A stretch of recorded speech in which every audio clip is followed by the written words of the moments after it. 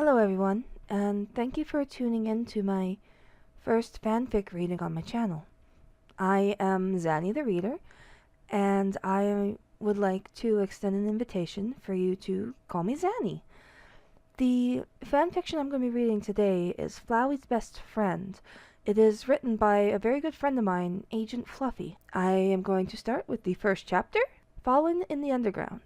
I was walking in the everfree forest, admiring the trees that had flowers blooming, and a brisk breeze flowed through my mane. After a mile of walking, I found an unusually gigantic hole in the ground.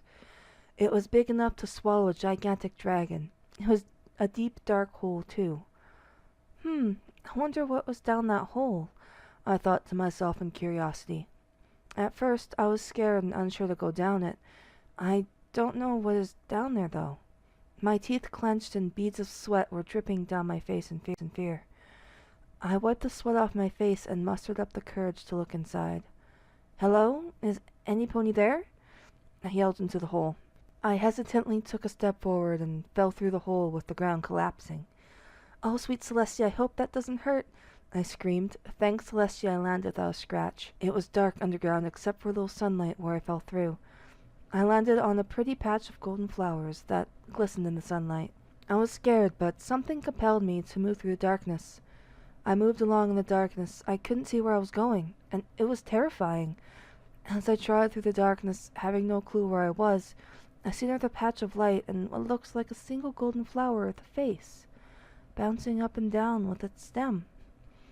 I walked up to it with curiosity, and I heard a voice coming from nowhere. "Howdy," it said.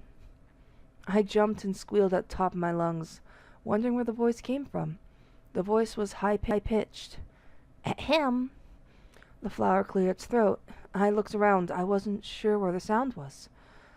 I looked at the flower and asked with curiosity, "Was that you who spoke to me?"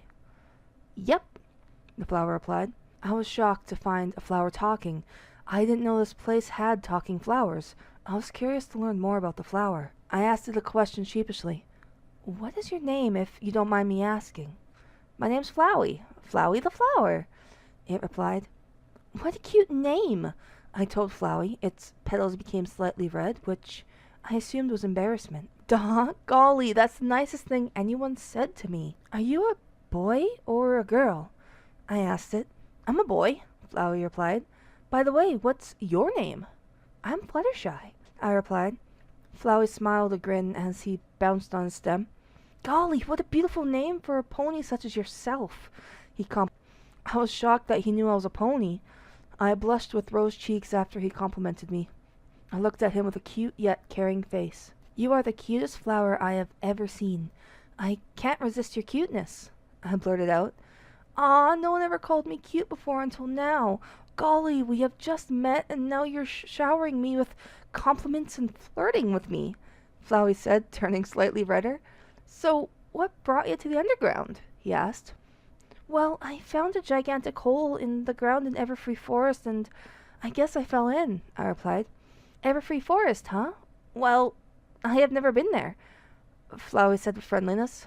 "I was just wondering, will you be my best friend and take me to the Everfree Forest?" he asked me. "Of course, I'll take you to the Everfree Forest and take you to my place," I replied with kindness. "Thanks, Fluttershy. I'm so tired of being stuck in the underground for so long.